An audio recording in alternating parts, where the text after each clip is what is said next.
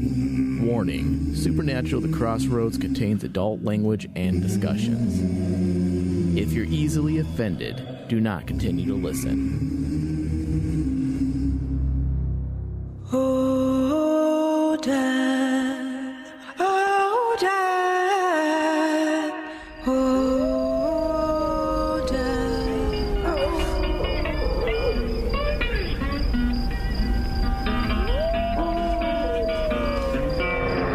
I went to the crossroads. Fell down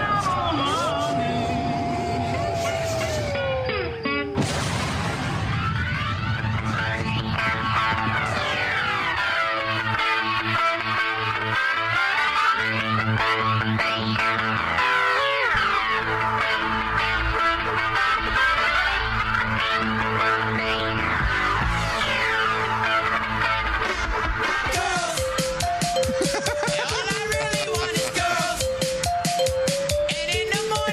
Welcome, everybody, to the latest episode of Supernatural The Crossroads.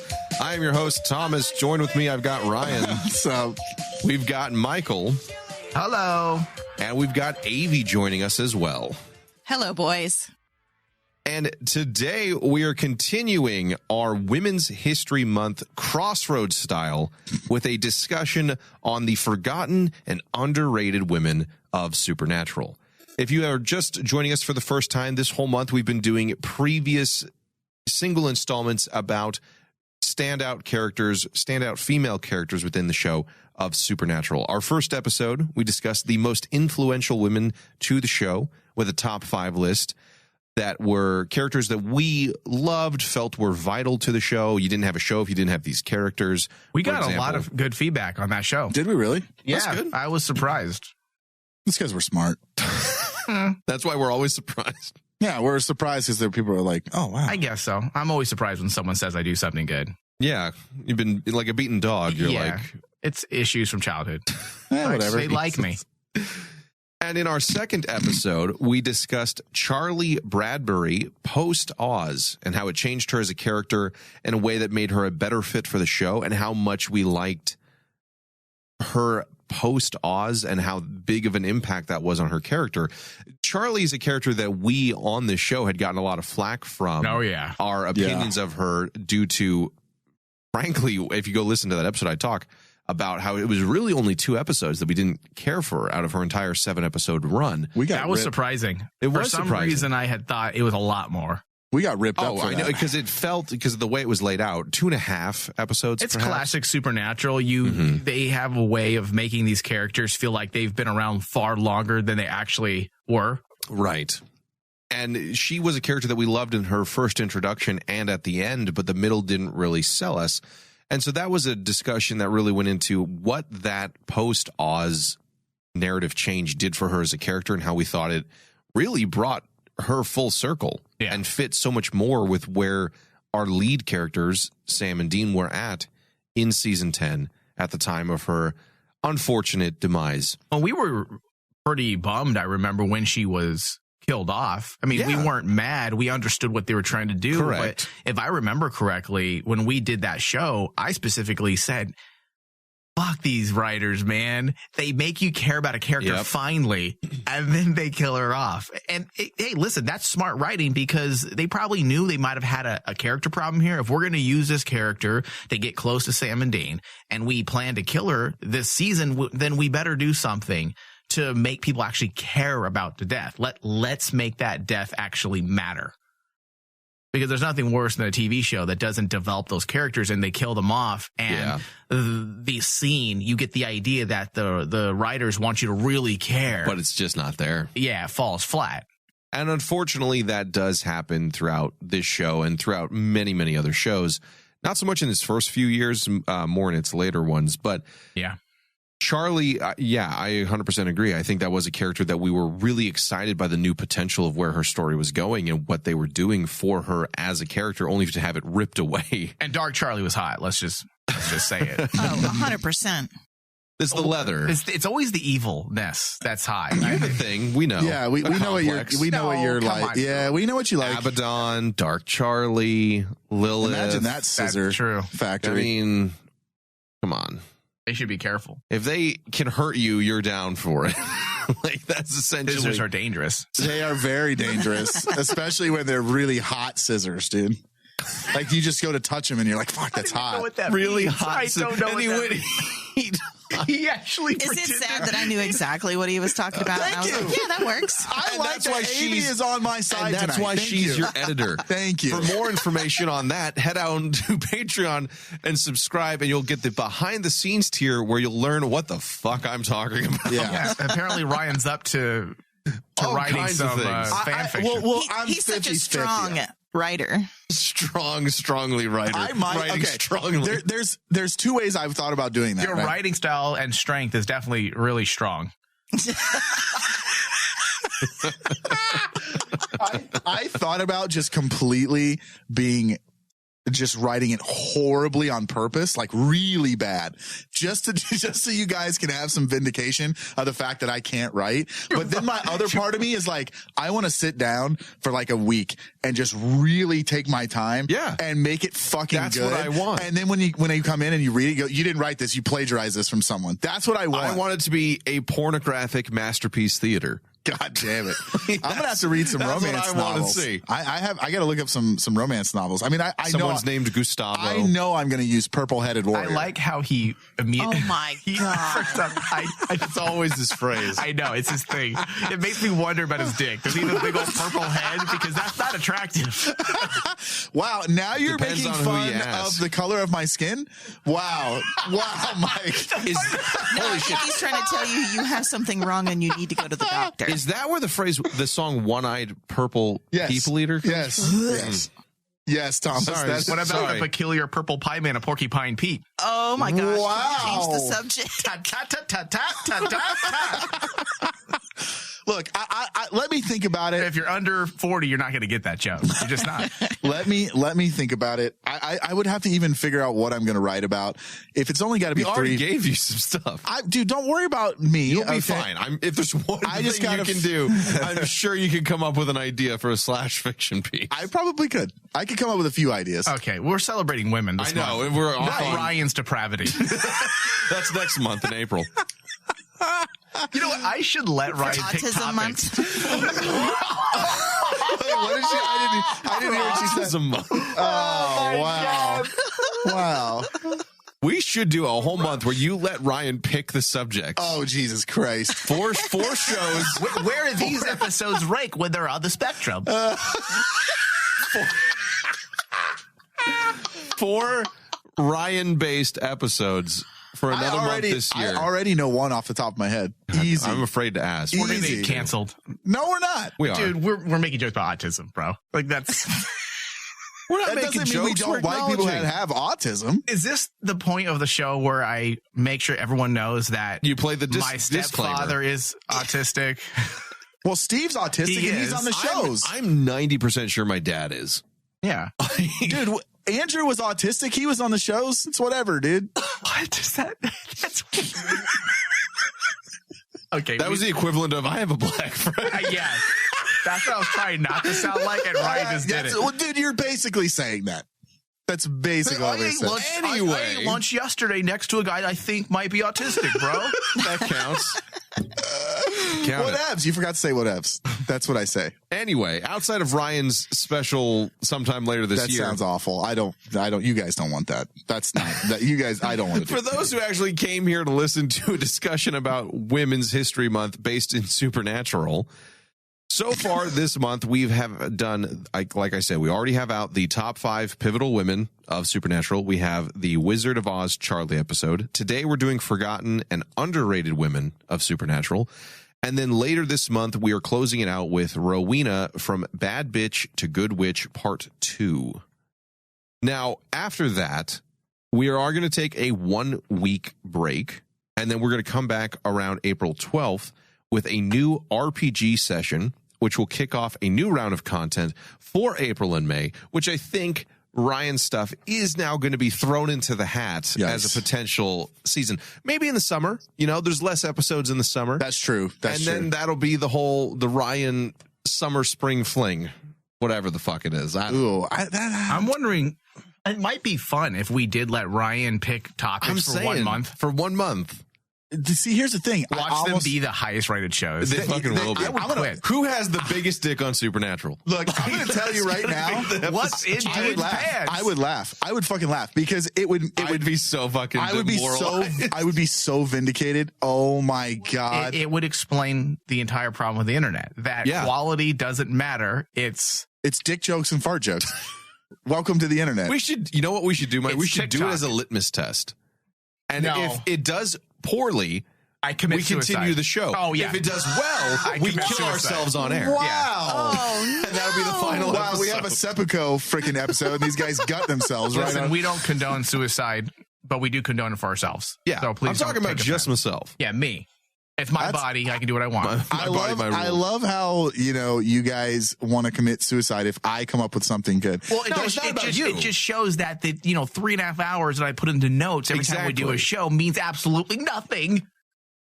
That's what I'm trying to say. I mean, I guess. Don't you say it. Don't you say it. I mean, Anyway, that'll be the month of April. We're going to kick it off again with the RPG session. We're going to have more stuff coming from there and new content for those months. And I think this is happening at some point, a Ryan-based month as well. I am sorry in advance, guys. I'm getting volunteered into this. Ryan, we'll make sure it's called the month of Ryan. Oh, The God. Crossroads. Do we really? And it will commemorate the month that you took control of the programming. Oh, God. Avi, as an avid Yes. listener of the show, do you think that's a good idea? I'm already trying to come up with ideas for like a slogan or something. She's my ghostwriter, dude. I'm like Drake, and she's my ghostwriter. That's what it is. I like it. We can call it the long summer. Yeah. Oh, wow. What is it, like the long Halloween? Or the long winter, something like that. And we can Wow. do The Game of Thrones type Okay, stuff. strongly. so I'm 50-50 on this. 50% of me wants to come up with really good shows, really good topic stuff Yeah.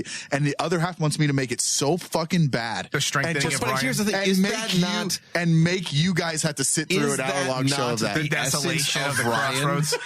Is that Strong not the writing essence with of Ryan? That he will, through this, there will be just a miasma of pornographic imagery. What does miasma mean? A swamp Miasma? I don't have asthma, Thomas. I don't. See right there. A fog, yeah, a autism cloud. and asthma are two different things. How do you spell that? Impenetrable sea My of asthma? pornographic jokes and Oh, there it horrible is. things and bad impressions and things that nobody should hear. Why And couldn't then- you just say poisonous vapor? Because that's not one word. And then, like a lighthouse beacon, there will be a shining moment of brilliance that comes from Ryan. Look, Every so often, I black out and I and think sometimes that's how say you something do smart. the month. And we'll call it the strengthening. Can we call it the fucking? Oh, Why? The Crossroads hashtag the fucking. fucking. That makes no sense, though. Yeah, but I'm have watching the fucking show. on I'm network. fucking the show. I'm fucking the show over. Oh. The fucking.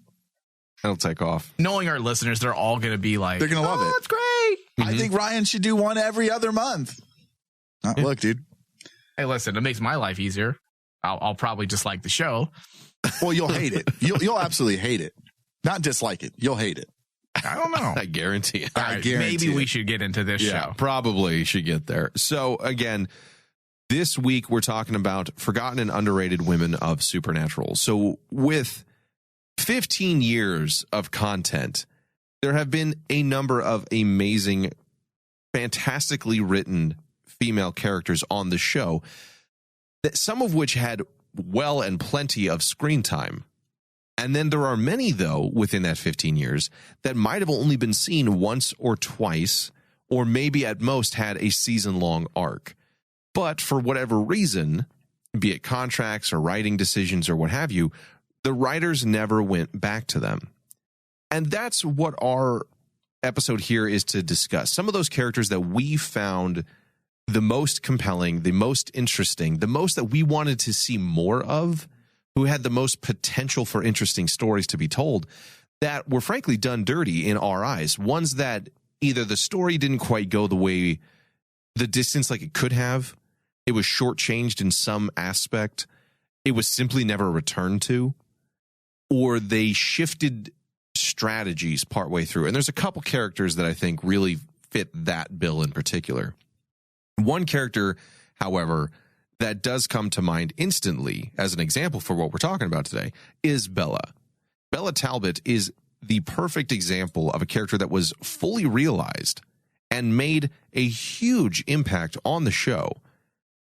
But then we never acknowledged her again outside of her run during season 3, which really is a shame because she was such a charismatic and interesting character. And for the first time, and what I loved about her, and we're not getting to the choices yet, but for example, the fact that she outplays the brothers when they had just the season prior outplayed the cops repeatedly.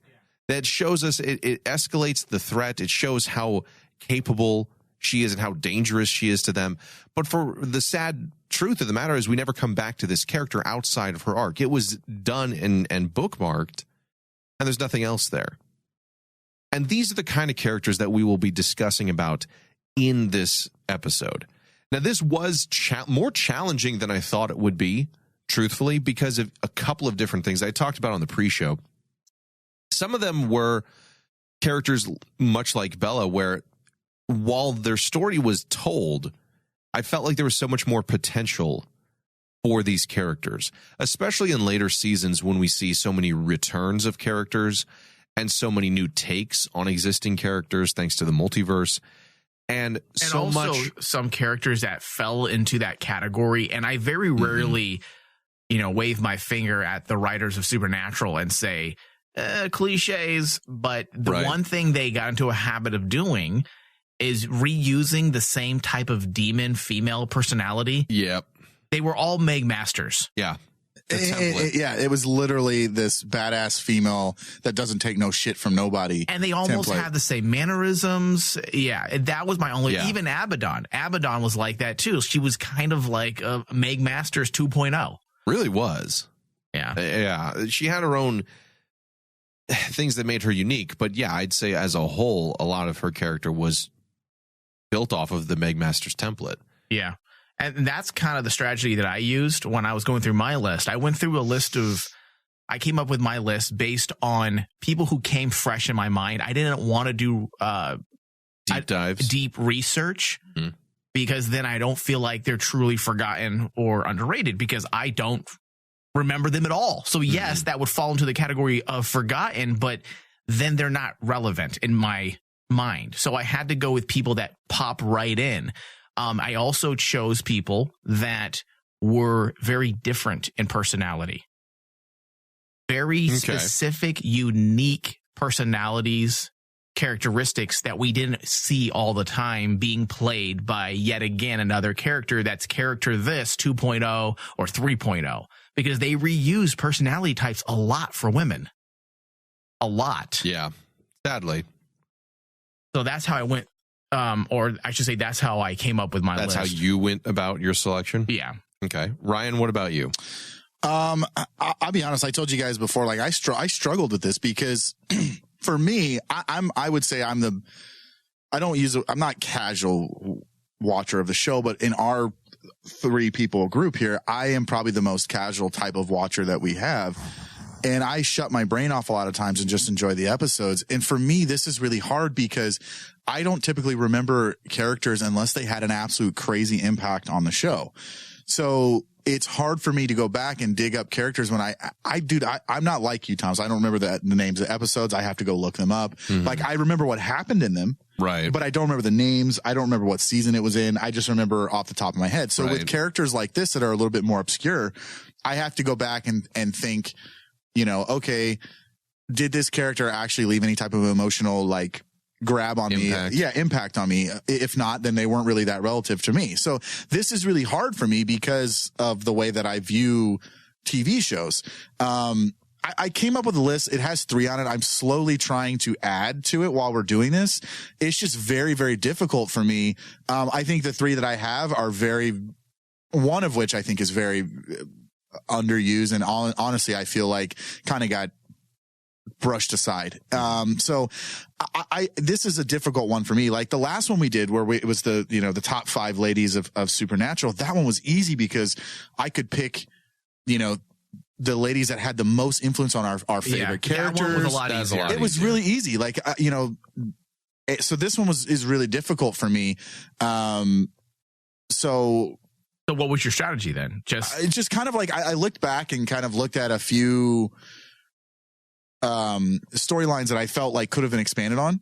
I looked at characters that I think we all liked in general, like all three of us. Mm-hmm. And I looked at characters that I felt like if they didn't show up, the story wouldn't have progressed. And I think that's, for me, the biggest thing. It's kind of bougie, like the way I picked Jessica as my number one influential woman. Like, there's no waitress number one. No, I didn't go super bougie like you. Waitress number two. Well, in season 3, episode 5, there was a waitress that was on scene for 37 seconds. She was so good, and I don't know why we didn't go back to her after Dean fucked her. What? Wow. I changed your voice up. Aggressive. I went a little more, bridge troll with that version of Mike. Yeah. Sorry. I could see the glasses. I feel with the tape in the middle. Yeah, I did. I pushed him. Did you see me push him? I saw that. Okay. I wasn't sure if anybody saw that. Not just like physically you doing it, but like in my head. Okay, good. All right, cool. So yeah, you saw that. Good. I feel I use vindicated a lot tonight, but I feel like What about Avi? What's her strategy? Let's listen to Avi. I was going to switch over to Avi now. Ouch. Okay, so I actually have like 4 lists. How do you make four lists, I have Avi? 5 top 5 lists. What the fuck? Avi gets an A+. She did all the You know extra what? credit. You're not my writer anymore, Avi. I'm done with you. No, this is why I should be your editor. 4 lists. I did some deep diving research into, some of the females in the show. And so I have a list that I'll talk about tonight, but I also have one of like women that went through some shit, maybe was only in like one episode, or maybe some badass women that we saw only once.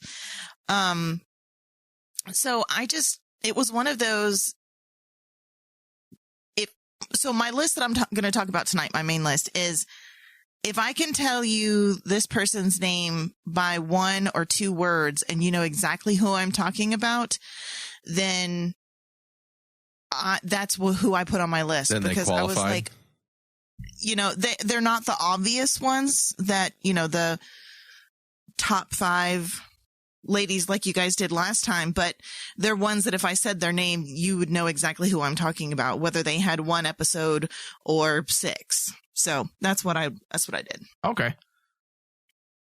What did you do, Thomas? Mine is 2 different routes, because I am the one who's probably going more deep tracks on this. You're going hipster? I'm going hipster with some of them for a couple of reasons. The main 2 things for me, the criteria were either absolute wasted potential. That's a good one. Or why the fuck did we never come back to this? Those were the 2 criteria to me that really was the things that when I think of characters who were underutilized. Yeah. It's not just like, I love this character, would have been cool to see him, but more of, okay, if in the context of what you're saying in the show, this is who this person is and what they are capable of, how the fuck over 15 years did we not get more than 1 appearance? Why did we kill them so soon? Dean! Am I onto something? Why? So much pain, Sam. The ones that...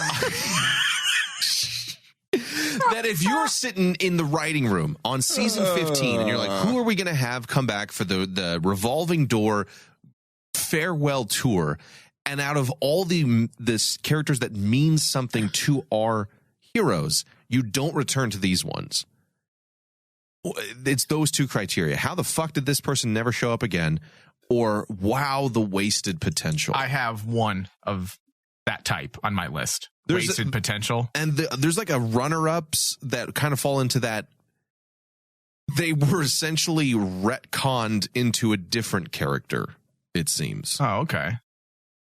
So I'm a little, like I said, more obscure with some of my choices. I'm interested. So I'm going to start with Avi on this one because she's got 14 lists to go through. Yeah, let's start with Avi so she can take up whatever's on my list. So list 4, subsection 3, paragraph 2. Avi, we're coming to you for your number 5 choice on whatever list we're specifically going off of. It's actually from the footnotes of The her. footnotes. The cliff notes. Paragraph 3, Subsection C. So you can turn your bibliography in at the end of class. Okay. All right. Bibliography. So take my notes. Shut up. my number 5 Wait, we're ranking them now? under Yes. Well, within reason. Yeah, just don't confuse pick- Avy. Don't worry. Let her talk. Don't worry, Ryan. You do you on this one. All right, okay, Avy. so my number 5 underrated, and that was a word that I kept trying to keep in my brain when I was trying to come up with a list, is Becky Rosen. That is a Explain. coming out of the gate with a strong choice, I feel, frankly. Well, I mean, she's underrated. So she started out as a total fangirl, Raper. Not Look. originally. If you had the opportunity to drug Sam, Whoa. Play the disclaimer. Whoa. Play the disclaimer. Amy's going to get canceled. Wow. Holy macaroni. Now we're an advocate for drugging people on this Listen, show. this is Women's History Month show. She can say what she wants. That's okay. That's All our, right, that's fair our enough. shield upon Yeah. which we're hiding. I know a woman, so we're allowed to say this. We have okay? a woman on our show. Yeah, we have a woman on our show. We're allowed to say this. Okay. But no, I mean, so she started out as this crazy, fangirl. She ended up hooking up with Chuck. I don't know any other girl that can say that. Rowena. Did she? Real life. Oh, shut up.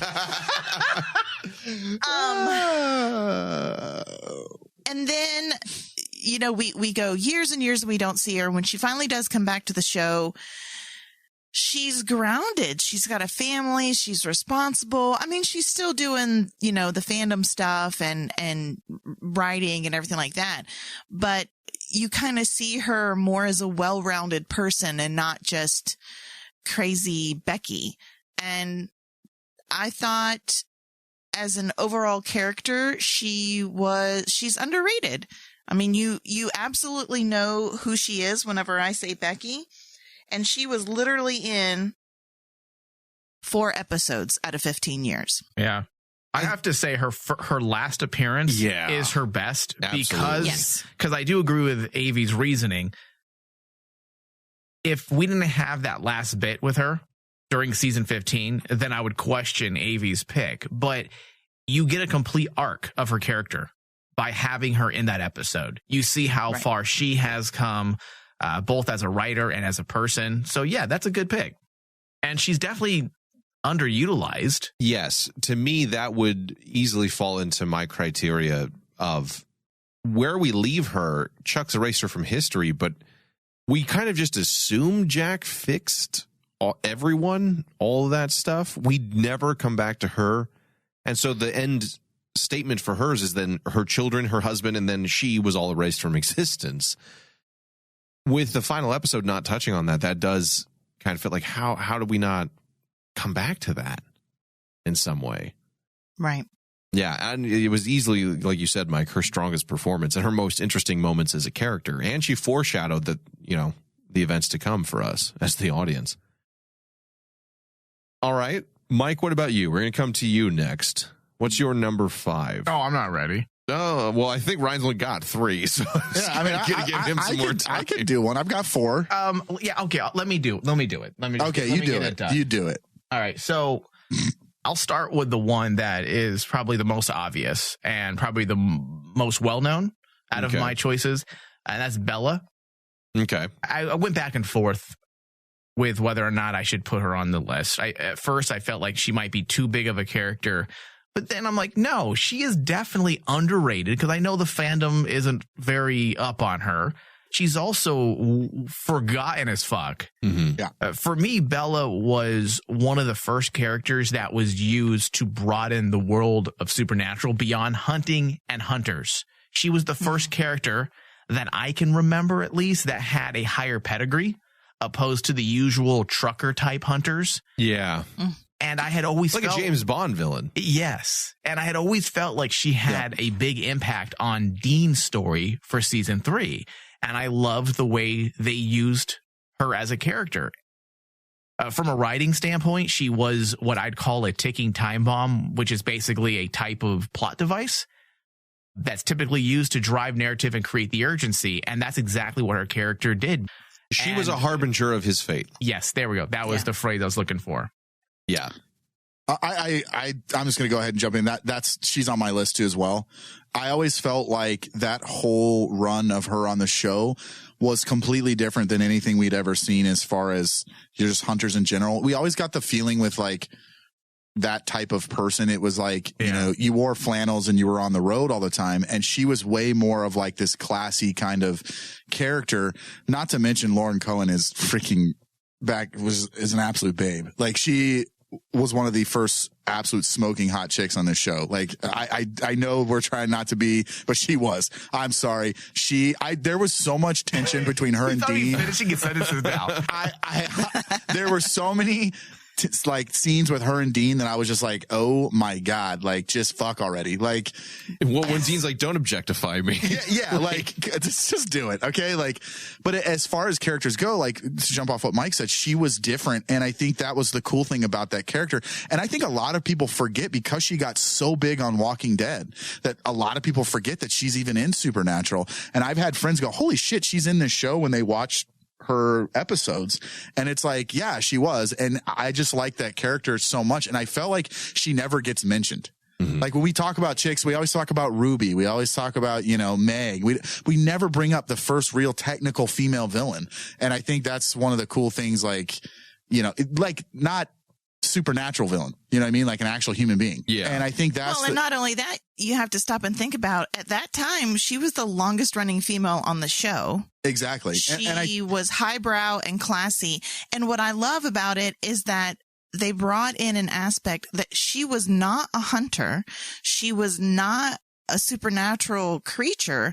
She was somebody that knew the good and the bad about the world of supernatural. She could play the game. Didn't give a flying fuck and was like, what can I get out of it? And I have always loved Bella because of that. I just don't think she was also very different from the women obstacles or antagonists that we have had. Yep. And I'm not talking just in the way of, you know, appearance and the way she carries herself at a class level. I'm talking about just her whole personality was completely different than anything we had seen. I think I think that's why she deserves to be on this list. I know, Mike, you had a hard time, but it was like she was the first person I thought of. Yeah. First character I thought of when I like started thinking about it. It's just strange, Ryan, that they've never mentioned her. No. Ever. It's actually really a bummer because I feel like she was such a strong character, even if like they did end up bringing her back. I think she should have came back with Jeffrey Dean Morgan in that one episode. Did a little Walking Dead crossover. Just a little crossover. Bella and John Winchester. Look who I'm fucking, Dean in heaven. Oh, Mary, you're here. Well, can we have a three-way then? It is heaven. It is, yeah. Like, whatever, dude. It's heaven. Shit happens. I do. What happens in heaven stays in heaven. A devil's three-way in heaven? Would it be a devil's three-way? I think it'd be a angel's three-way. Yeah, an angel's three-way. Yeah, where they have halos above their heads. Oh, but she went to hell. Did she though? Well, you know, John went to hell for a little while too. So if Ryan was God, he'd be like, I don't know. Well, see, if I were God, if I were God, I'd be like Ollie G. Only the fit women make it into. Such a cock. What? I thought that was a good joke. Fuck, man. That's a funny movie. For me, I do think that you make a good point, Mike, with Bella, that she was such a different character. Her personality was so distinctly unique. And it was a shame that we never got back to her. I do think that was perhaps underrated, really does fit her billing. The only thing that didn't bother me with Bella was that I never felt like I needed to see her again. No. In a weird way. Like her story was very well told. Absolutely. And I think had a strong opening, middle, and fantastically terrifying end. I would have loved to have seen her instead of that stupid motherfucker Sergey. Sergey.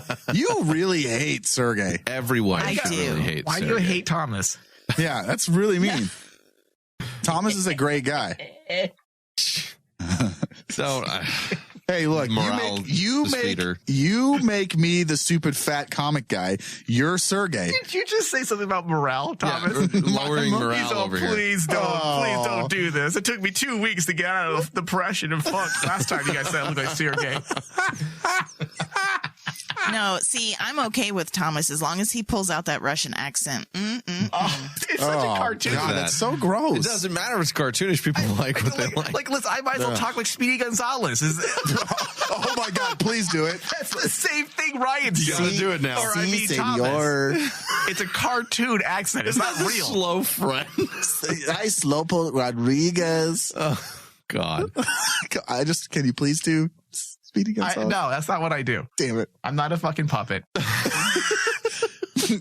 You're a monkey, Derek. Dance. No? All right, fuck. My jokes are Back to just Bella. All right. fucking horrible. I like how Amy's taking control of the show. Well, I've obviously damaged Thomas, so I figured I'd No, you try did. to make That's up all right. for He it. was pre-damaged. I'm broken He was goods over here. taking notes, we think, but he was actually writing down positive affirmations. You are a great writer. Exactly. You are handsome. You don't have 4 chins. You are better than your 6.9. Some of those got weirdly personal. On a good day, and if I stretch you out, you're 7. Oh. Hey, that is true. All right. That is true. We got to do this show for real. Do we? All right. It's post-series. It's time to have fun. So for me, I have one runner-up that I'm going to mention because I feel like the story potential was huge, but they ended it right as it fucking happened. Wait, you're going into a runner-up already? I'm starting with a runner-up before I get to Jesus like, someone who I can't, which is Emma. No one remembers who this character is. This is Deep Track.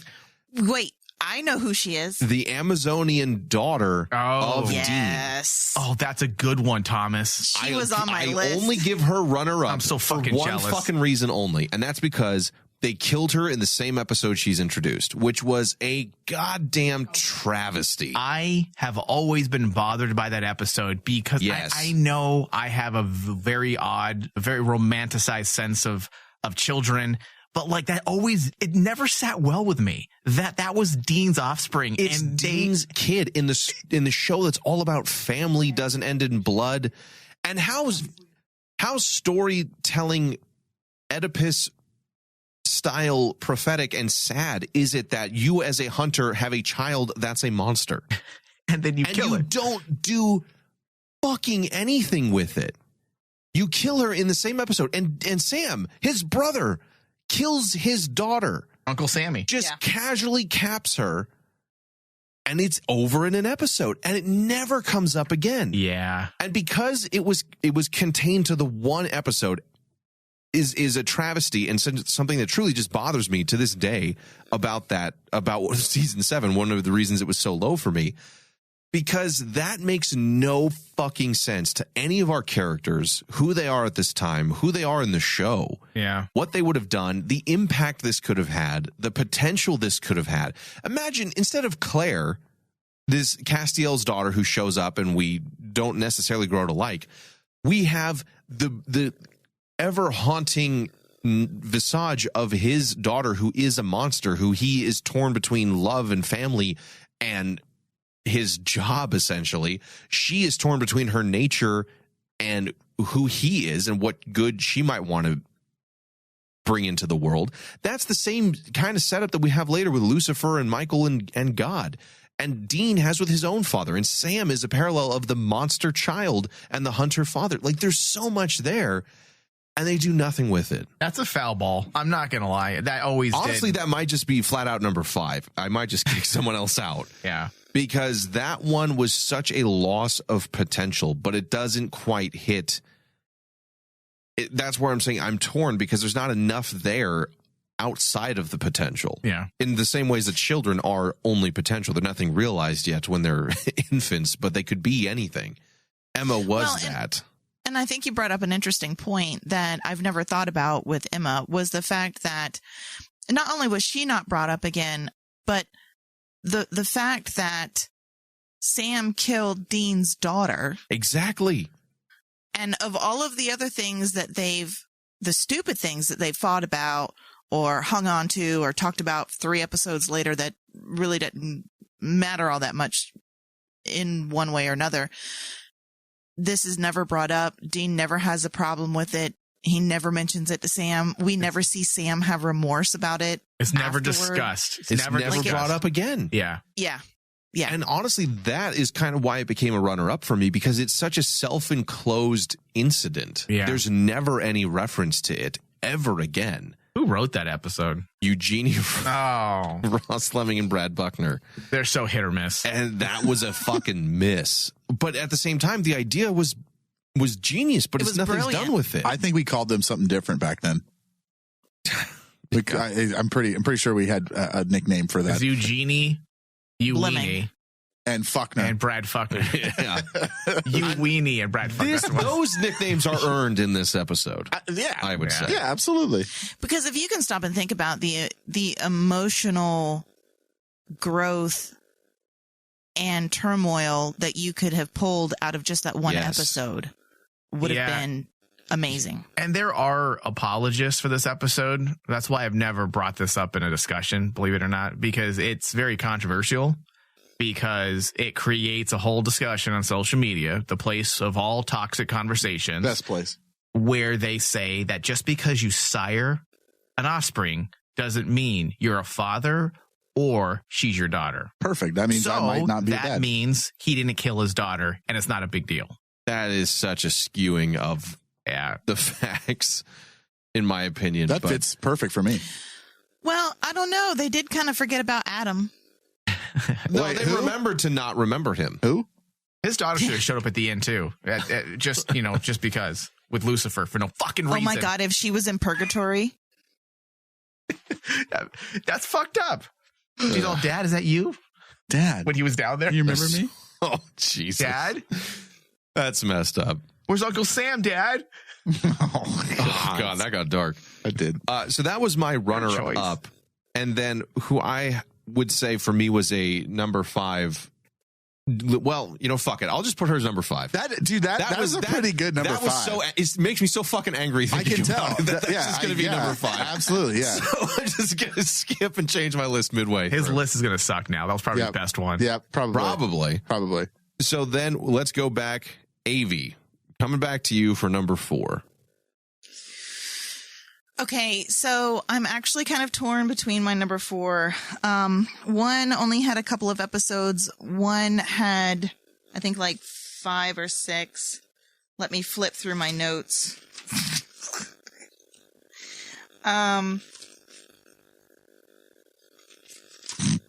She's got to go through all 14 lists, guys. Jesus Christ. She wrote a goddamn novel. She was in 4 episodes. You know what? I'm going to have to go with, as my number 4, I'm going to have to go with Tessa. Okay. The Reaper Angel Reaper thing. Yes. thing. The Reaper Angel thing, mabobber. She was our first Reaper when we had no idea what they were. Mm-hmm. So we learned a lot about Reapers through her. She was just, what the hell is that? I don't know what that noise. I don't know. I just think that she was underrated. And whereas Becky's last episode did wonders for her character, I think Tessa's last episode kind of sucked. Botched it. Yeah. Yeah. So that's why she's on my list as number 4. I think Tessa does represent forgotten and underrated quite well, because She needs to be forgotten, though, because of the awful retcon. But that's the thing, is because you forgot what the fuck she was. I loved that character, and we were very happy. Do you remember how happy we were when they announced that she was coming back? Oh yeah. And then Carver, which I'm a big supporter of Carver, but this is one of his worst mistakes. He turned Reapers into angels out of nowhere, but then they forget they ever said that, and then they're not. It's weird. Yeah. Well, that was the thing. She starts out as the Reaper, which was a great season 2 premiere and a great moment and twist to that whole thing.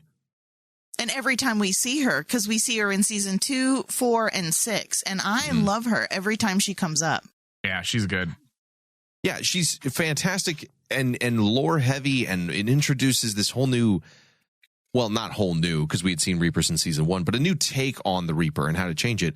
But you're right, by the end, they forgot entirely what Reapers are, how the whole thing functions. They blur the line with Angel, and she dies for a very underwhelming reason in hindsight. Right. And that's somebody who the writers truly forgot. I mean, when you forget your own canon and you're like, he's here. Thanks for showing up. You're dead now. Reapers, Angels, who gives a shit? Yeah.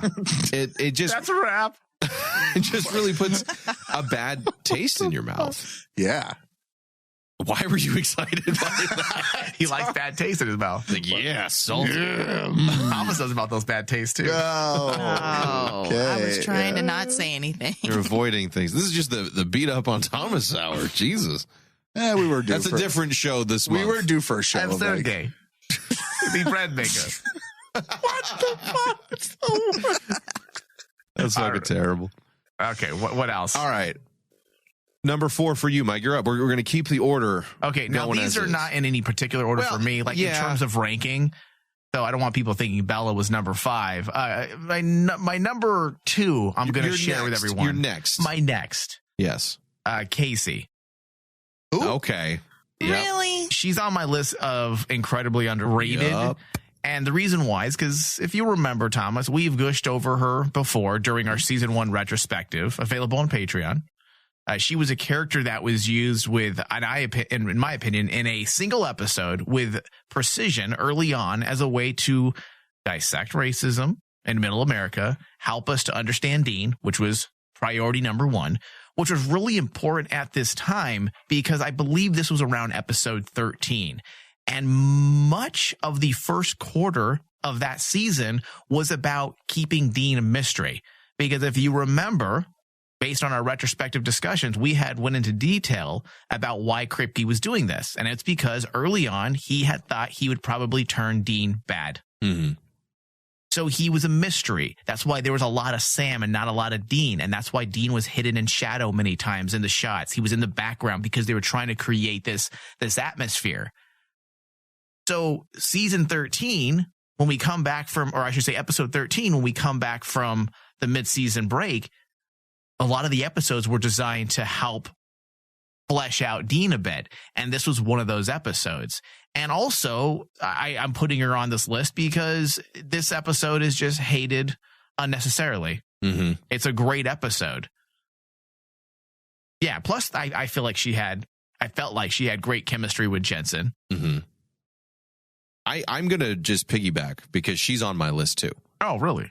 She was the first person that we learn about that, according to canon at the time, Dean ever truthfully opened up to, and shared emotions, feelings, what he's doing, the world he's trapped in. Yep. That is monumental, especially for this character who fucking lies on a regular basis at this time to his brother. Mm-hmm. Who does anything for his dad to defy his father, lie to his brother, but tell this person the truth. That's a huge thing. And she was a character, like, I agree. I think they had fantastic chemistry. And I think this episode gets an unfair amount of hate. I truly do not agree with. And she was such a different beat. The Dean we knew at this time had always been the charismatic swagger. Nothing gets me down. I'm not afraid of jack shit. Yeah. Confident older brother. Cassie shows up, goes back 10 years, and he's that teenager again who shows emotion again for the first real time that we've seen it since what? The Phantom Plane? The Phantom Traveler? And he's afraid of flights. This was a moment of Dean that we probably wouldn't genuinely see again until the end of the season, until he thinks he might have to kill his brother, until him and Sam's relationship really develops. We don't get this level of genuineness from Dean. And at the time, it was such a peek behind the curtain, don't look at the wizard act that completely caught me off guard. that showed me that this isn't just a show about two brothers who are having fun and killing things, and Sam's clearly like some superhero. We just don't know it yet. This is a story about real people who make fucking sacrifices, who will never live a truly happy life because of the choices they have to make and the grand scale of the universe, the story that they find themselves in. And to me, she was such a wasted potential because we never come back to her. And it's almost like a Romeo and Juliet, like the star-crossed lovers feeling to me, because they did seem to work so well. And they talk about them like, you know, you never called again. And that is kind of cliche at this time, but it felt like they genuinely had this connection that once again will never go. It's never touched on in the following 15 years. Now, I will say that I feel like they essentially did a character retcon with this person. And what she was all intended to be was later transformed into Lisa. Lisa was later the character from his past, especially in season 3 when he's fearing death, the one that got away, the one that he is happy with at the end of the story, that I feel like Cassie would have been that, should have been that. Either she should have been the character throughout the whole run, or Lisa should have been in season 1, episode 13. And it's essentially, to me, the same character, just with a different storyline, you know? And I think she is a great representation of just forgotten potential at this time. So I know this episode is controversial to people, but I think it's a shame that this never grew into something more than what we saw. And that I feel like that's our list is, you know, it's unfortunate that this didn't grow into. Like, I just feel like that's like the overarching theme for all of these characters. Ryan, what about you? You're not numbers. You're just next just kind of one. picking. I'm looking at my list right now. I've got some good ones. I think I'm going to pick the one that pissed me off the most. So this like one, a good way? No, in a bad way. And I'm sure that people will be like, oh, that doesn't count. But you know what? Fuck them. So all right. I am very, very upset that Ellen and Joe. Okay. No, let me explain. Right, let me explain. Yeah. Now, underrated? No.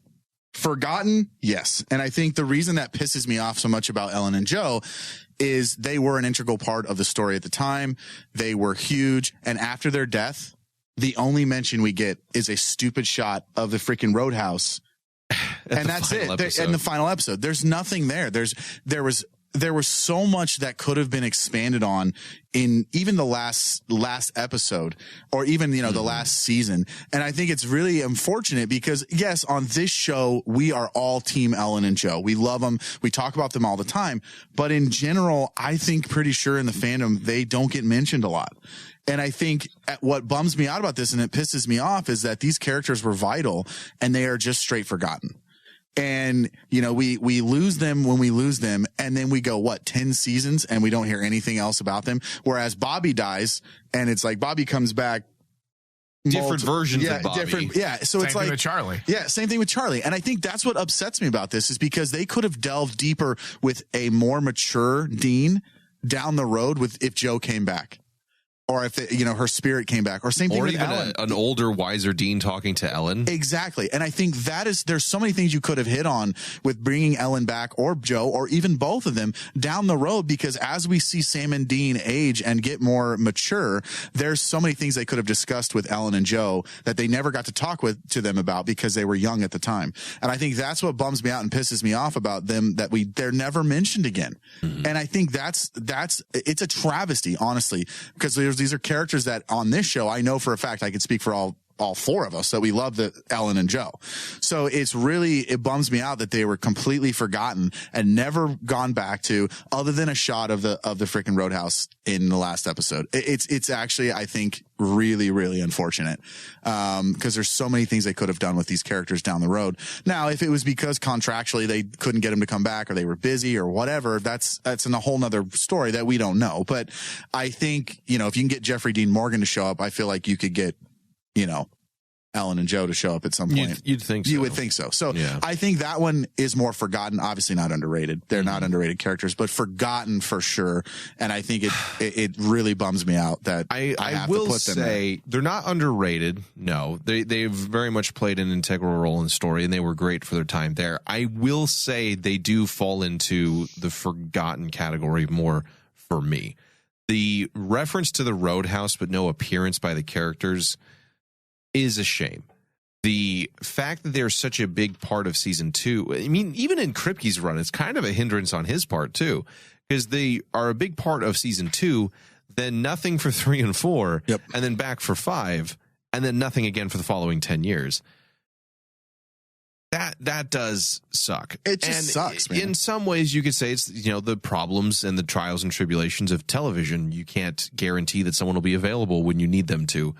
And the fact that other characters grew in popularity and kind of took up the mantle that they were originally given, namely Sheriff Jody Mills. That doesn't change the fact that it stings, and that one of my favorite episodes is their death. So, that is a fair point. Yeah, I just feel like... And I do think that is... When I said earlier that my criteria was kind of either, how the fuck do you not come back to this character by the final episode? Yeah, they would probably category. Fall into that. How the hell did you not come back to these characters? It's unfortunate. I mean, we don't see John and Mary, but at least they get a reference from Bobby. Right. It's unfortunate. I think that's I had to do that one early because it's an unfortunate thing that I think they overlooked or just didn't give a shit to bring them back. And I would have loved to seen older Sam and Dean talking to Ellen and Joe. I think it would have been really, really cool to see. It would have been nice to have that moment of they've been through so much and they're seasoned and they have like their own surrogate son at that point. And then Ellen kind of like, how you boys doing kind of thing. Yeah. And that moment would have been really, I think, special to a lot of us diehard fans who were there from the beginning. You know what's funny? Is that when I go back and watch the seasons with Ellen in it now, I think she's attractive. And when I was younger, I was like, she's an older lady. Now I'm not into her. Now I'm like, Jesus, 15 years later, I'm all into her. I'm like, you're a hottie. Isn't that funny though? That's, taste change, man. Yes. Yeah, your taste change. We get older, we get wiser. I was watching reruns of Golden Girls the other day. I'm like, Blanche, you were one hottie. Oh my God. I can't. What is going on tonight? I try to bring some levity. All right. So I already referenced Cassie as well for another choice of mine. So I'm going to come back to Avi now. Third choice, another character for you that you felt was forgotten or underrated or both. I would say Missouri Mosley. Number 3. Yeah, that's Mosley. That's on my list. Oh, dude. She was in 2 episodes. 1. Choosing one. Let's get Well, I was going to say, one of which was amazing and made me want to see her again. Yeah. And the second one pissed me off. Mm-hmm. Because it just felt shoehorned, or just the character was done an injustice. Yeah, abso-fucking-lutely they were. So she's my number 3. I think so. Just raise your hands. Ryan, you've already said she's on your list. She's on my list. She's on sure. my list. Yeah. Mike. She's not on my list, but can I just get controversial for a second? Oh. Please. So let me get this straight. You bring back an aging black woman so you can kill her off for a more attractive young girl. That's what you did. Yes. That's what they did. How did more people in this day and age that we, like to complain about everything and everything's unfair, ageism, racism, sexism, all the isms. How did no one scream foul ball besides us? Yeah. Especially us. That is such, dude, I get so angry. That's why I didn't put her on my list. That's why I didn't put her on my list. Because she Honorable mention for Mike. She was such a good character in that one episode she was in.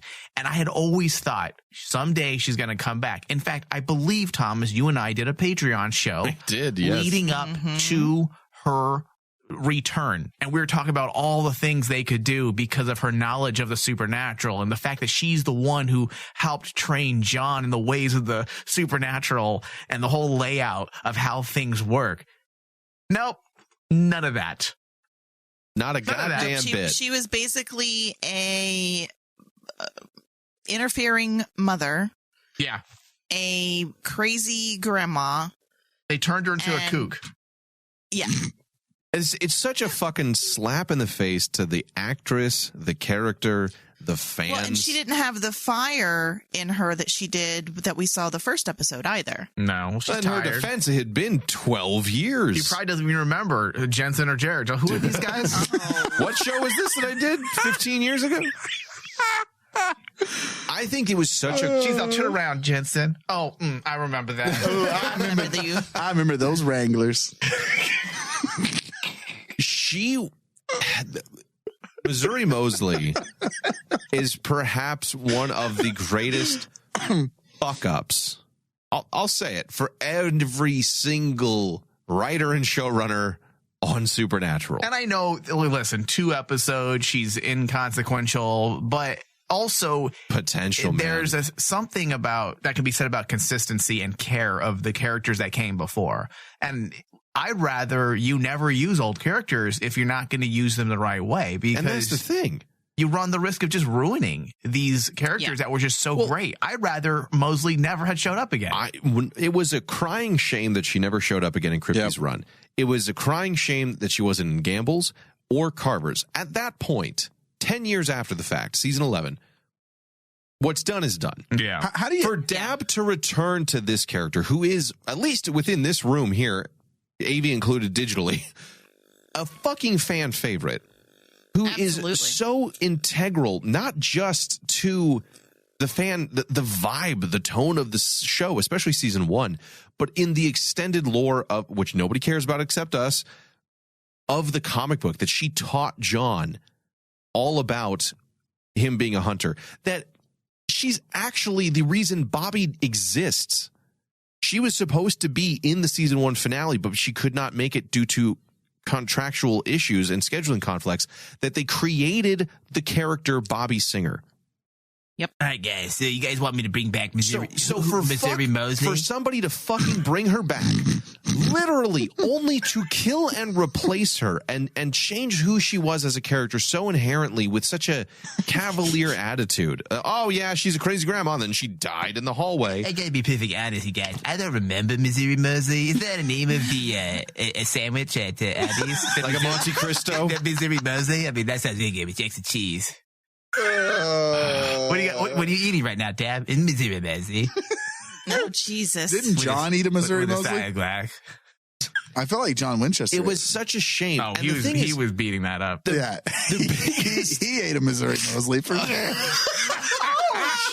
Winchester! Shame on you! Oh. That took you guys way too long. Double feels so good between my thighs. Oh, the pain you must feel with your wife's death. I can feel it right now telepathically, oh good Lord.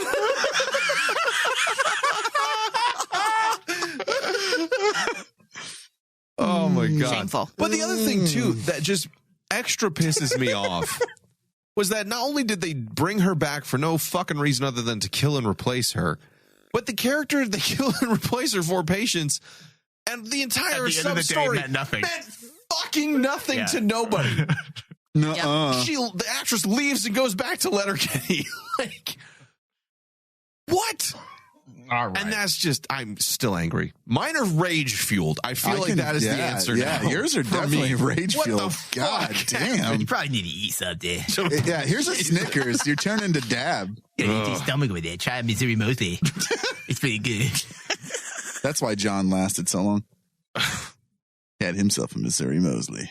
All right. So, Ryan, do you have anything to add to the Missouri Mosley story? Or No, are you good here? I think we're all on the same page here. It definitely rage filled. I feel like such a cool character that was just completely didn't do anything. Just wasted. Yeah, just wasted potential. Yes. All right. So, Mike. Well, yeah, absolutely. Because if you stop and think about the fact that she had one fucking episode.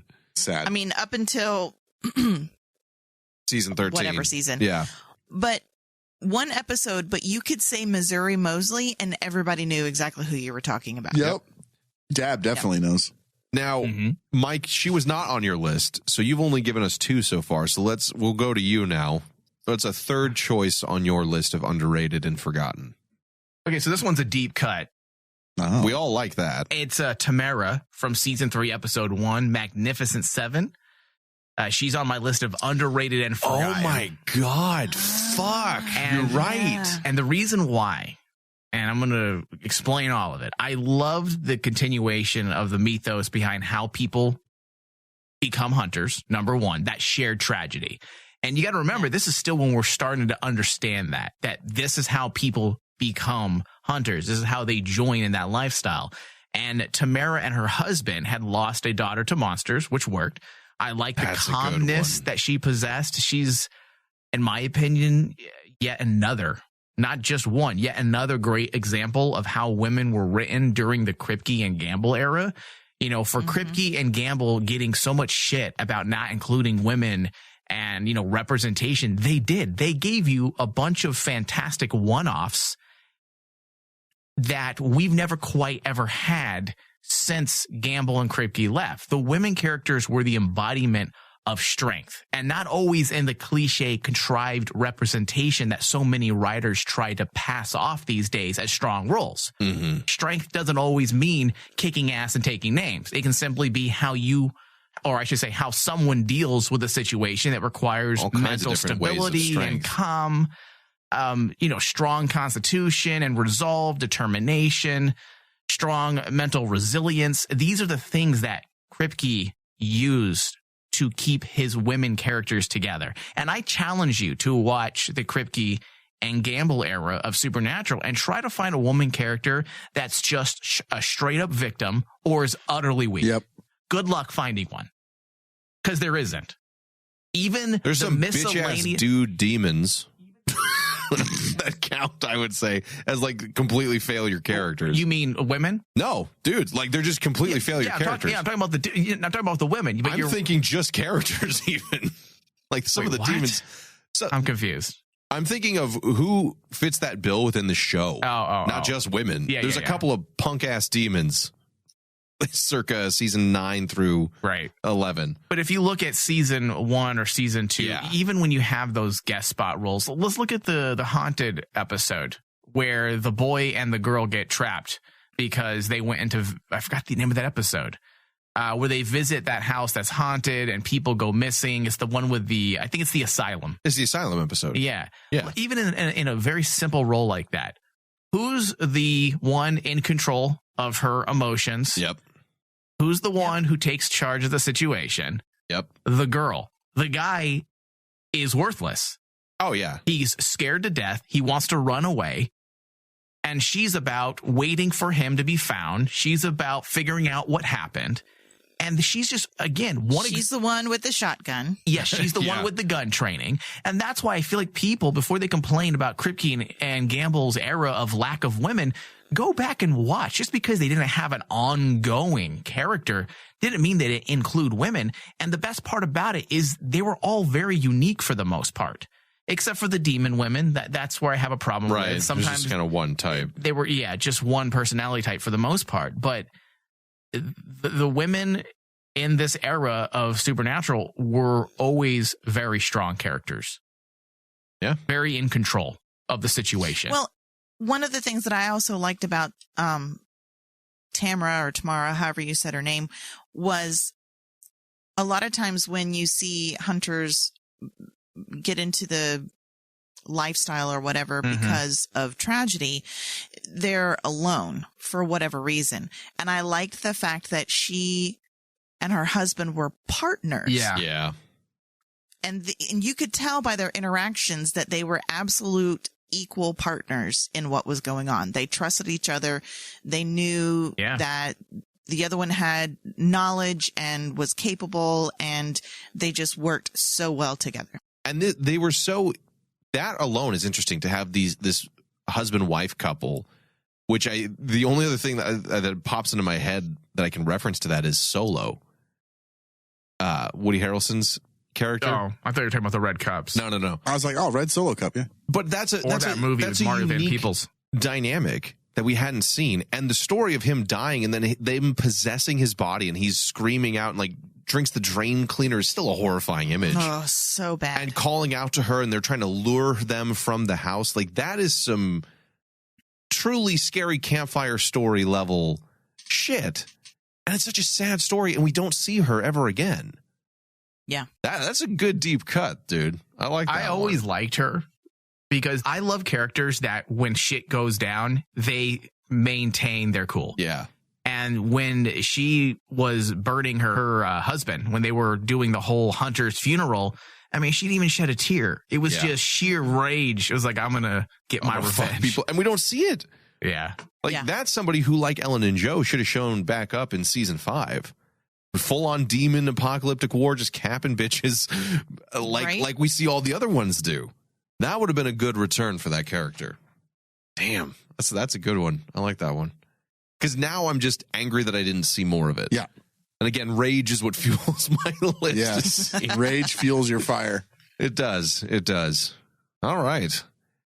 Well, Avi, I'm going to come back to you now. We're on our fourth choice now, fourth pick in this roundtable roster pick. So who is next for you? So this one did not make me angry. Then it's off the list. I thought that she had a pretty good arc. And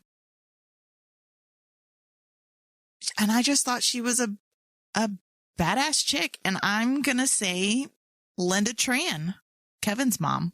Oh, Kevin! Okay. The first one or the recast one? No, the second one. I mean, because what I think about when I think about Linda is when, Crowley kidnaps her and how incredibly smart that she was in trying to escape. And then when they go to the auction and I don't know, just everything about her says, I have lived a life and I am incredibly smart and I know how to make shit work. And I loved the fact that she was an older, middle-aged woman. She was a mom, but still didn't take away from her badassery. You know what I'm saying? It was kind of a more quiet strength than than I had seen in any other character at that point. Okay. So that's my number 4. It does say something because it's another thing to see a parent who is not a part of that lifestyle jump into that and just kind of, like you said, own it and just be along for the ride. Kind of like the swinger lifestyle. Okay. When you see your parents, you kind of like wonder, what's up, mom and dad? Oh, God. What? What happened? Oh, my God. Yeah, no, it is a unique characterization. And once Kevin died and she took his essentially his ghost followed her, we don't get anything else from her. And for a character who is gonna, is kind of a badass in hell to never show up again, he was left to die alone as a mad ghost. Yes, I knew that part would make you angry. But I mean, her character was always driven by Kevin. What is the best for Kevin? And when she found out that he was a prophet and all the shit was going down, and she was like, okay, well, then I'm going to be here with you and we're going to do this together. And, whatever I can do to help you is what's going to happen. I knew it. I fucking knew it. And I guess that's just one of the things that I loved about her, that she was like, okay, well, this is a fucked up situation, but here's what we do next, and I'll take care of it. So that's why I loved her so much. But I think her arc was done whenever Kevin died and she got his ghost back, because her life had revolved around Kevin, and now he was dead. So, you know, she's done. There's no reason for her to be in this life anymore. She can finally be happy too. Now she's, you know, done with that little. Got her son with her all the time. That little shit.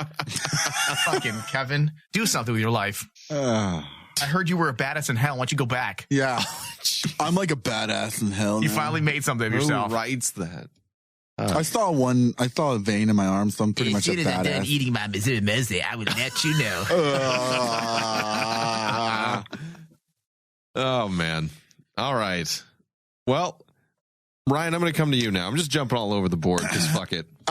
Okay, so this Fourth choice. This one, You try to move a little faster. We got to wrap. Yeah. So this one is actually one that I'm not saying, I wouldn't say I'm upset, but I definitely feel like this is a missed opportunity. We absolutely love this episode, and mine is Alicia Baines. You son of she a was on my you list. fucking Wait, son of a how bitch. come I don't know who that is? Twigs and Twines, and I Made of Wood. Oh, that Fucker. son of a bitch. You deep cut stealing son of a bitch. That's on my. That's a good one. So this one, I thought I wasn't going to be the only nah, one. motherfucker. Fuck. So because I remember, so She was on my list too. God damn it. I picked this one because I can't believe I remember when we first reviewed this episode. I remember when we first reviewed it, we were like, man, this is so cool. I'd love for them to come back. A spinoff would be cool. I know we talked for at least an hour about it. And the potential is endless. Right there was the Unbelievable. fucking spinoff. Right Yes. there. And Yeah. No, I'm going to hold it. I'm going to let Ryan finish. So the thing that really bummed me out about this is, like you guys just said, the potential was so incredible for this character and her brother in general. I could have, her brother's obviously not a man, or a girl, so I had to put her, but like, the potential there was so unbelievable. And the episode, we all thought the episode was awesome. And I think not only was it fucking creepy, it is tragic. Yes. It is dark. It's supernatural. It is sad. It is pure supernatural. And I think that's what makes it so And the unbelievably shitty that they never went back to it. It's so. Oh, god damn you, Ryan. I'm so mad because I wanted this. And you, AV, too. Because I was so hoping no one would remember her. That character, I still remember just being like borderline terrified, like horrified, and in love with this character at the same time because of what a fucking dark ending. You are an imitation of a real person. And you think you are real. You think you're real. And that's so, and the only person who carries the secret is the person you trust the most.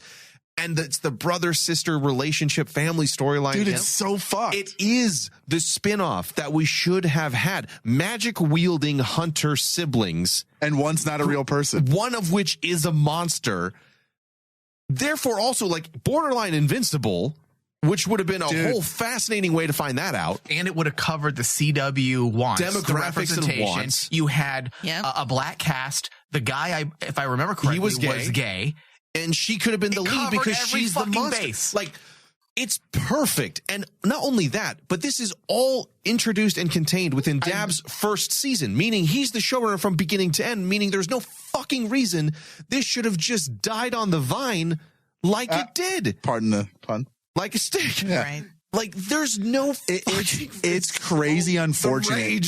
Yes, it's crazy unfortunate because I just remember when we covered the episode, we were so jazzed about it. We thought it was such So a cool. excited. We were excited because we thought it was such a cool concept. I think we even praised Dab for coming up with something like this, and I think we were so excited about this, and I think. It's just an incredible overall, like, oversight / bummer / like, what the fuck were they thinking not coming back to this? Because I just, even the first episode that we saw her in, I think was Asa Fox, right? And celebrating the life. Yeah. And I just, it's really, really fucked up that this was never gone back to. And like you said, Thomas, Dab had full control over that. He could have went back to it at any point, at any given time, and he didn't. And it's a shame because Steve Yockey wrote both of the primary episodes they're in. There's one voice reference they're in First Blood. He's a fantastic writer. He's got his own show now, which is awesome for him. But this shows, like we've said so many times, the writers were strong during these episodes, during this run. Yep. It's the leadership that let them down, because this should have been more than a 2 fucking episode arc with a cliffhanger to that degree. Listen, guys, I don't know when I have gold. Usually I eat it when I see it. I'm like, this is gold. It's pretty. It's shiny. I just shit gold out in my toilet. Yeah. I'll just go ahead and flush that. You guys like Alicia Baines? Let me go ahead and flush that down the toilet. Listen, I didn't know, so I just go in and panhandle and find that gold again. Hold on a second. Dip that's panhandling the shit. Ew. There's a nugget. I'm going to have to break that one up so I can flush. Hey, let me bite on it to make sure it's true gold. Oh my God. How he eats his own shit? What is going on, dude? It's gotten worse over time. Holy fuck. He's a fucked up individual. That is a good deep cut one. I knew that one would fire you guys up, and I remember, I hate you. I know. Jesus. Get out of the studio. All right. I knew that one fire you guys up because I knew how much we loved that episode. And I hate myself for forgetting that character. Dude, I know. Like, who's that? Maybe she belonged in the list. That's a character that works. That's a character that is just that dude, story is bothering scenario. Me for so fucking long. Yep. God damn it. Well, hey. I think we should do our fan film on that. Ooh. Oh, and then man. put it out on the internet. Be like, what now? I'm sure dude, release the Crossroads cut. Oh God. Please no. All right, so that was on my list. That was on Avi's list. Ryan brought this character up. So, Mike, what about you? What your fourth choice? We gotta get to the end here. Mine sucks now compared to that one. Well, just get to it then. We're gonna end on a fart. Okay. Anna Milton. That was almost one of mine. Yeah. Very forgotten. I've always been drawn to this character because she was a character that was, I want to say she was fully realized from the get-go. You understood what she was about and why. The idea that she was the dutiful angel during, doing her job for a father that never returned. Then she was yet another character that was originally designed to help us understand the way heaven worked, their mindset, how the angels viewed humanity, and how she represented the side of heaven that fell in love with humanity because of their ability to love, their emotions, loyalty. And by contrast, the angels weren't any of that. So right. I always felt like the character had a very abrupt ending. She disappeared for a while, only to be turned into a bit of a villain. Personally, I felt like they could have used her a little bit more, but of course, they replaced her with Castiel, so that's how that went. Yeah, that one almost made it to my list as well because I agree. She was fully realized, but it felt like there could have been so much more. And that was one of those ones that fell into the potential category. When I say fully realized, I meant that we understood her from the get-go. It doesn't mean we couldn't have done so much more with her. Exactly. And I understand why they ended up putting her away because Castiel resonated much more with the fan base. And because of that, they then... Oh, Jesus. I'm so Ryan just completely threw me off. Sorry. I know. So I understand why they replaced her with Castiel. It sucks because I feel like we never got a complete picture of what we could have done. It feels like they were really setting her up for the long haul at the beginning. Yeah. Even that relationship between, Sam and her. I mean, Dean and her. Dean and Anna. It felt like they were setting something up. And obviously they were. And they ended up going with Castiel instead. Yeah, that one was almost into my list. That's the one I cut for Emma. Because I did think that was one who, kind of like Bella for me. The story works. It felt like there could have been so much more to do with that character. Especially the idea that an angel's like, we're going to eradicate Sam Winchester from existence. That got dark real quick. The second she realized who she was. Ryan. Ooh. Okay. We're going to go to you for your final choice. So my last one, it's kind of a toss-up between two. I'll mention one, but the one is ultimate. So one of them on my list was Kelly Klein. Mm-hmm. I felt like after she gave birth to Jack, she kind of just swiffered off into, Swiffered off. She went through so much shit. She gave us Jack and then voila. But the one that I really want to talk about that I thought was a cool character and just a steamy hot chick was Pamela Barnes. The psychic. Yeah. So she was, first of all, she was very attractive. What an absolute babe. She really objectified Sam and Dean, though. And I was okay with it. She could objectify me any day. Yeah. She was the Amber Heard of her time, per se. Oh. No, it's not that too soon on that one. I don't understand that, but I'm sure. Anyway. Never mind. I shouldn't have to explain it. I'm trying to make you explain it.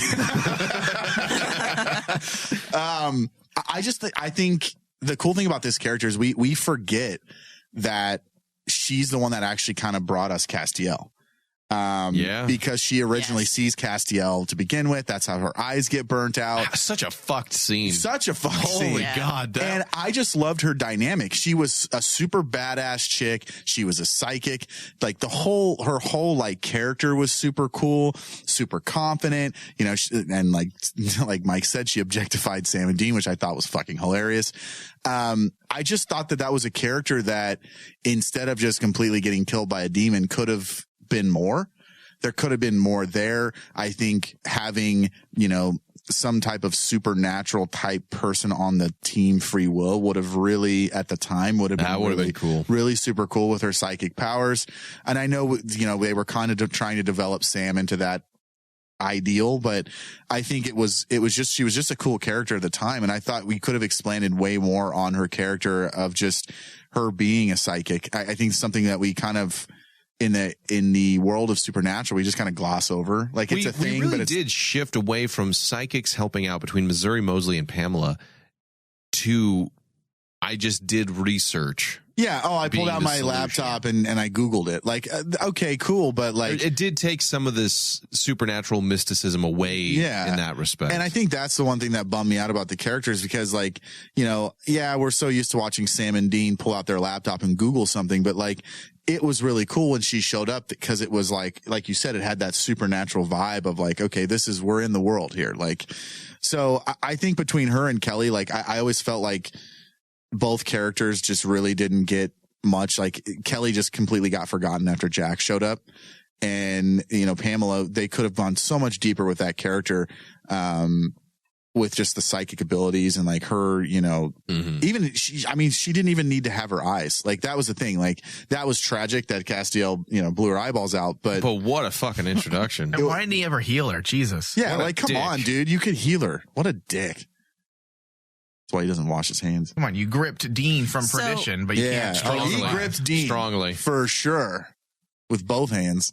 Up and down. So I have one more actually. Oh my God. You're next. So don't you have like 17 more? You have like 7 lists. Like, all right. Well, you guys have taken some off my list. Oh, okay. So Avi, what's your last one for tonight's show?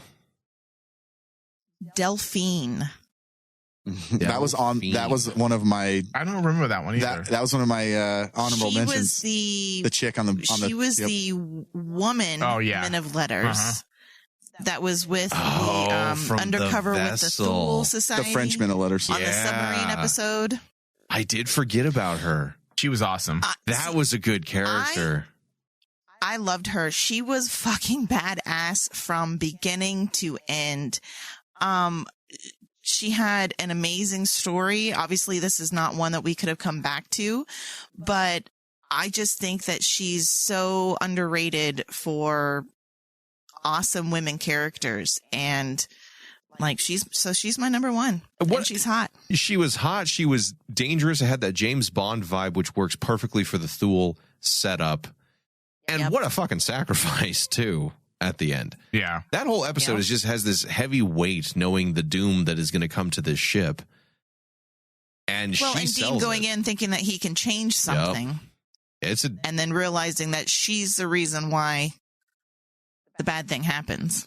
Yeah, it's a sad one, but she does do a great job. And that's another one of those, why wasn't that the spinoff? You know, the 1940s era Men of Letters v. Thule. There's so many spinoffs. Like, there's so many. There's literally, you know, I'm not going to go that route. I'm not going to go contain it. Just going to move past. But yeah, she was definitely a interesting choice. Mike, what about you? Let's skip mine and quickly go to some of the listeners in our Discord and go through theirs one by one, and then we got to wrap. All right. So, give me a second here. The listener chat. So we asked this question in our chat group. People responded with Bella Talbot from, I can never say it, Rhiannon? I apologize. Rhiannon, yeah. Rhiannon. Bella Talbot, I love the chemistry she had with the boys and genuinely would have liked to see how it played out if not for the hate the writers and the writers' strike that year. And Naomi, she was so good at being a dick angel. Yeah. I did like Naomi. I just wasn't keen on her story arc. Her story arc, but I did like her. Yeah. Tabby said, I second Billy and Naomi. Lilith as a character, too. She is almost more terrifying than Lucifer in Kripke's run. Lilith, I didn't necessarily feel was underutilized. I think she kind of, to me, like Bella Talbot, was used very well, but she is definitely one of the more terrifying villains and sadly gets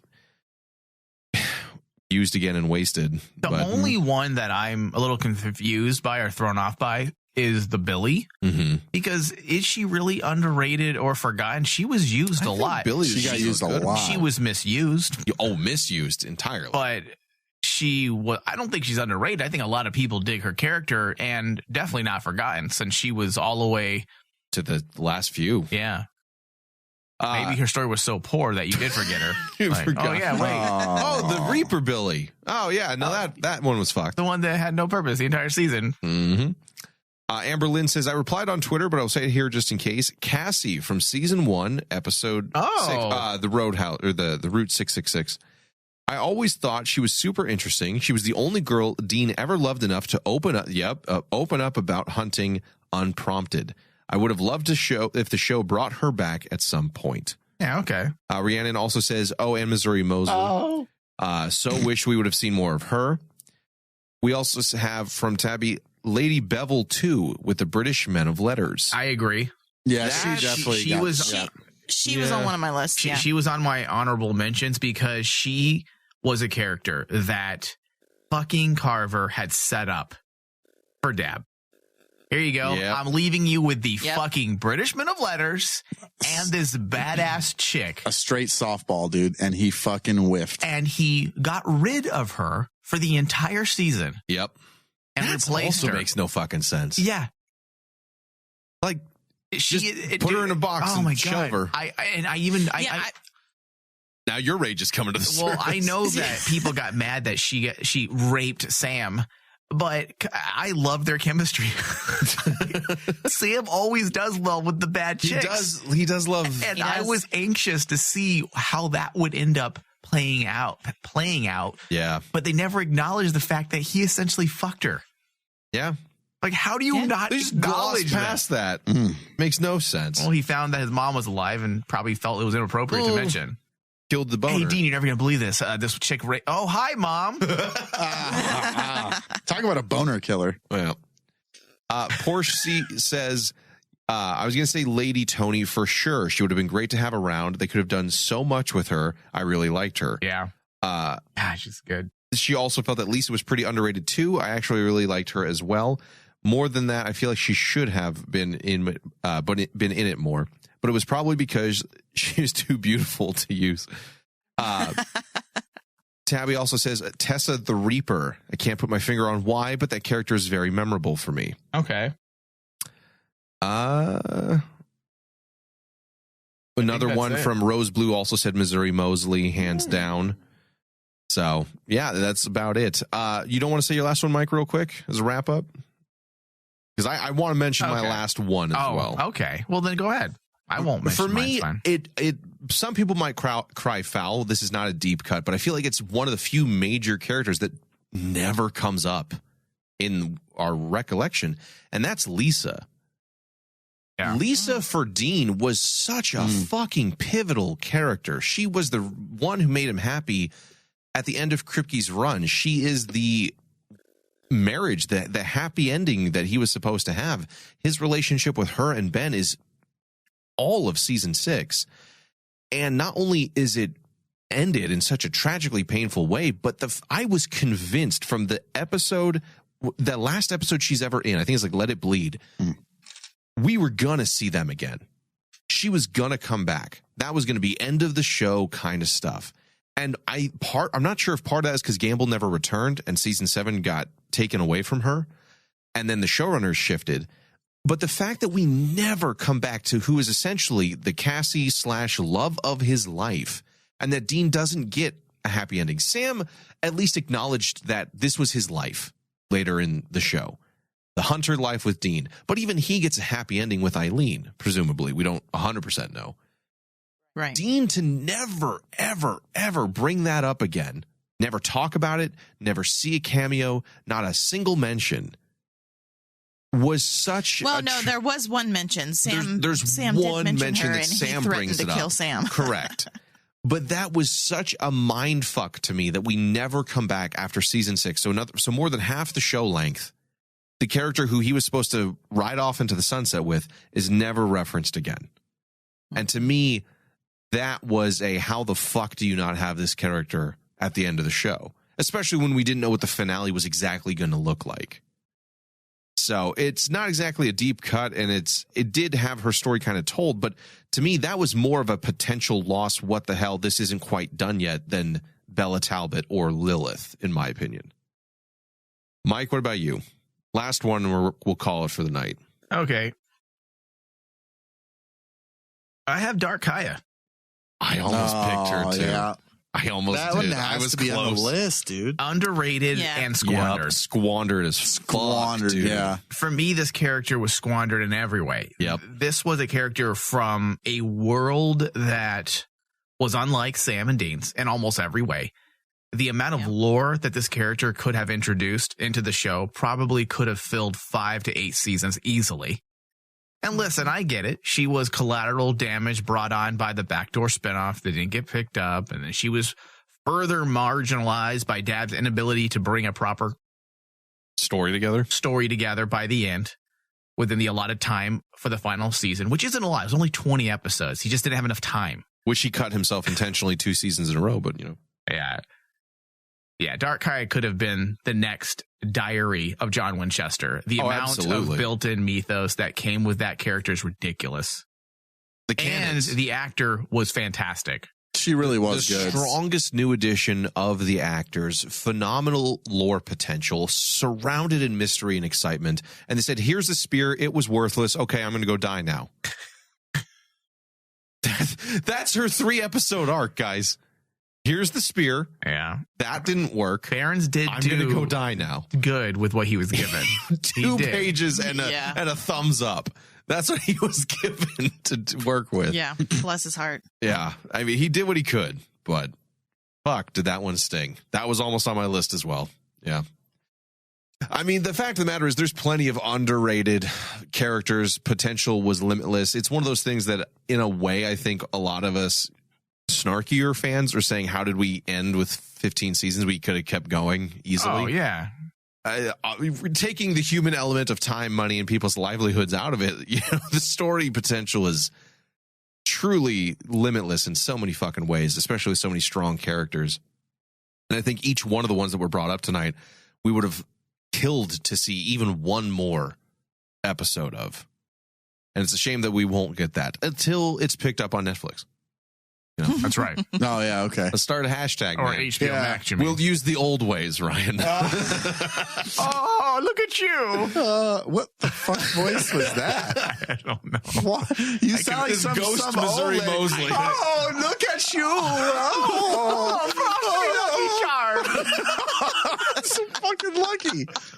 They're always after me, Lucky Charms. All right, when the Lucky Charms leprechauns referenced, I think it's time to call it a night. So I want to thank AB for joining us. I want to thank everybody for listening, and we'll see you all next time. You little maggot. You are no longer a part of this story. Hey, ass butt.